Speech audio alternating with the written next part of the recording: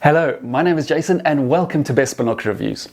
So as part of my ongoing quest to find what is for me the ultimate digiscoping and in this case digibinning adapter that I can use on a variety of instruments, be that binoculars, scopes, monoculars, night vision devices, today I'm going to be taking a look at the Tridapter from Move Shoot Move, and I'm going to start right now.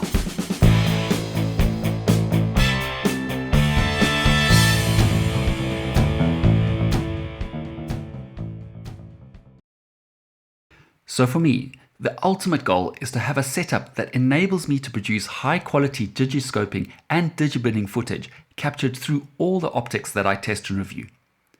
So obviously it is super important that the footage directly and fairly represents the view that I see when looking through them and is easily repeatable. In this way, I hope to use these images and video clips in my reviews to accurately showcase the true potential and performance of each optic that I test, which I feel will be extremely helpful in illustrating the thoughts when I'm describing the quality of the view through each instrument that I'm testing.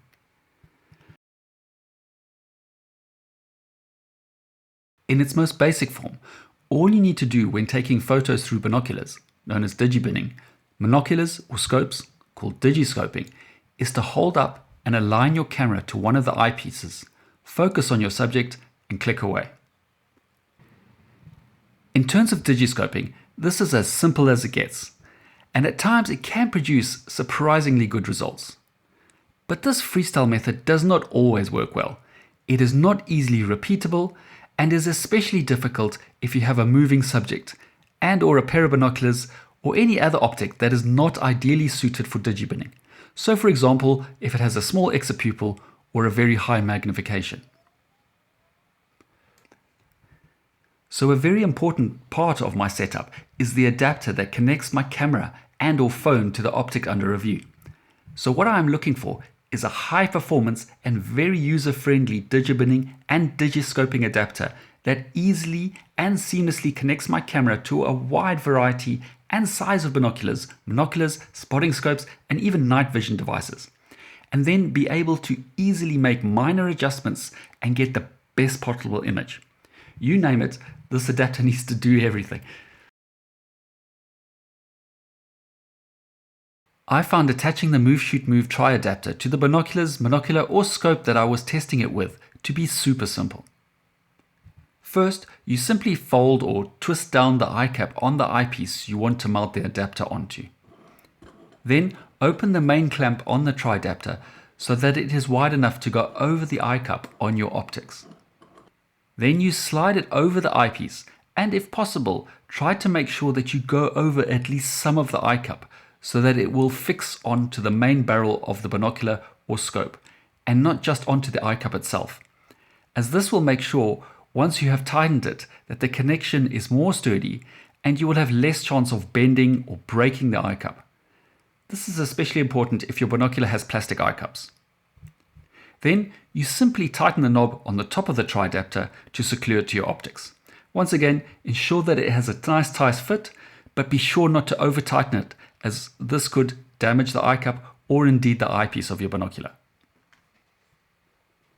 The next step is to add your smartphone to the adapter. To do this, you simply open or close the spring-loaded clamp on the Tridapter using the knob on the left-hand side of it, until it will just about accept the width of your phone.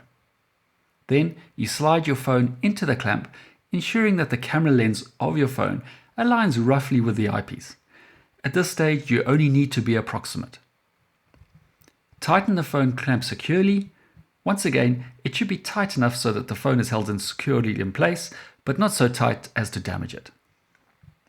Now's the time, if you haven't done so already, is to turn on your phone and launch the camera app. Note, I usually do this before as I'm actually putting the phone onto the binoculars.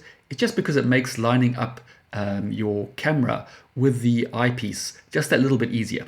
Because what you might see is the screen on your phone will have a black image on it, but somewhere you will see a white circle appearing somewhere on the screen. So this indicates some sort of misalignment between the phone camera and the eyepiece.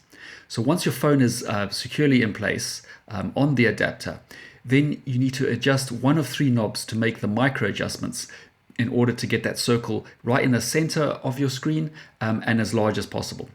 So firstly, you have an X-axis knob, which basically moves the camera left and right, a Y-axis knob, which moves the camera up and down, and a Z-axis, which adjusts the distance between your camera phone and the eyepiece. So what you need to do is this just requires a little bit of practice and a little bit of try and error, depending where you've put your phone initially. But you need to use these 3 adjustments to gradually center the image from the eyepiece within your phone's your camera viewfinder. Aim for a complete picture without any black edges forming on the edge. As you will see, the adjustments I make progressively, the image improves. Once you start to see an image that you can recognize on the camera, you should now use the focus adjuster on your optics in order to achieve a shot image. So overall, I found the setup to be very straightforward, and whilst it takes a little bit of talking to get through, with a little practice I was able to mount the adapter onto my optics and then add the phone and get a consistently good image within a minute or so.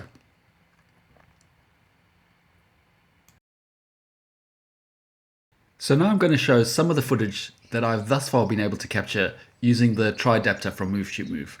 So overall, I would say I am super impressed and very happy with it, because apart from a few very minor points, it gets very close to checking all the boxes in my quest for the ultimate digibinning and digiscoping adapter. So in terms of strengths, one that really jumps out is its excellent build quality, and it uses all metal parts. There's no plastic at all, and this really helps ensure not only in terms of aesthetics that it looks and feels nice, but it also ensures that you get a very secure and stable setup. Then secondly, I'd say it's highly adaptable. The Tridapter fits onto a wide range of eyepieces, and thus will fit onto a large range of binoculars, spotting scopes, and other optical devices. As well as this, it also will accommodate a wide variety of smartphones, which obviously is going to be more important to the average user, in that you'll probably replace your smartphone every year or every other year, whilst the adapter hopefully will last a lot longer than that. Then thirdly, I would like to say, in terms of its strengths, it's very adjustable. It is super easy to make accurate micro adjustments to the camera position in relation to the eyepiece, which in turn makes it much easier to get the best possible image, and very quickly as well. And that is related to the next strength, definitely, is the ease and how easy it is and how quick it is to set up. With a little practice, I was able to mount the adapter onto a range of optics, add the phone, and they get a consistently good image within a minute or so. So if I now move on to the negatives or the slight reservations that I have, I think firstly, with this adapter, you have to understand that it will only accept a phone camera. Without some sort of jimmying, you're not going to be able to attach your SLR camera or your bridge camera to the eyepiece using this adapter. Now, personally, I think I would probably be able to get a higher quality image if I used a higher quality camera. Then secondly, because of its particular shape of the adapter and the way it attaches to the eyepiece, you either have to shoot in portrait mode or turn the binocular on its side to shoot in landscape. Now, this is unless someone can tell me how to change the orientation of my camera using the app without having to rotate the camera physically. But also to note that this is only a minor issue, and it's only a problem when using binoculars. When you're using a device with only one eyepiece, so for instance a monocular or a scope, you can actually rotate the adapter to any position, so i.e. shoot in landscape or portrait mode just as easily. Another point I'd like to quickly mention regarding shooting with an adapter like this and a spotting scope is the way you clamp it on, preferably over the eye cup. The issue is that quite often with a spotting scope, especially when you're using a variable magnification eyepiece on it, there's a ring just underneath the eye cup that is used to adjust the magnification. Now, so if you clamp the adapter over the eye cup, you will invariably then be clamping it onto the ring that you use to adjust the magnification, and therefore you will not be able to adjust the magnification of the scope whilst the adapter is attached. The alternative is obviously to attach your adapter onto the eye cup. Works fine as long as you don't, once, as I said before, don't go too tight and crack the eye cup. However, if you do want to shoot in landscape mode and you rotate the adapter, the issue is the weight of the adapter along with your phone tends to make the eye cup rotate, and therefore you don't get as a secure attachment as preferable. Now, this is one of the issues that you're always going to encounter when you are using a device that has a universal appeal to it, is there's always going to be some sort of equipment that doesn't work ideally, and you just have to make little workarounds to get the best result out of the product that you're using. When the package arrived and I opened up the box, I was thrilled to see that, as well as the adapter, also included was a remote shutter release. Because I say this because there are three major advantages that I can think of to having one. Firstly, the obvious one, it eliminates any sort of movement when you're actually taking photos or videos. Now, movement is a killer for when you're using high magnifications, and as much movement as you can minimize or negate, the better. But on top of that, just think about this, you could actually set up your equipment with your camera remotely, sort of closer to whatever it is you're trying to capture, and just to get closer to it, especially if it's timid like birds, and from a position where you're not interfering with the wildlife, be able to take photos, which is pretty cool. Then thirdly, something that I found really useful is with Digibinning, so with using binoculars, I set up the phone on one eyepiece to take photos, and then I could actually look through the other eyepiece with one eye, so sort of using the binocular as a monocular. This way you can adjust the focus through the binocular very, very accurately, much more accurately than if I was looking at the screen on my phone. So for me, this is one of the major advantages of digibinning over digiscoping. You have a nice compact setup, and whilst it might not produce as good results as you would with a large scope, the fact that you can be enjoying the view through an eyepiece as well as taking images or videos of whatever you're looking at the same time is, for me, a major win. Right, okay, so there you have it. I do hope that this video has been of both use and of interest to you.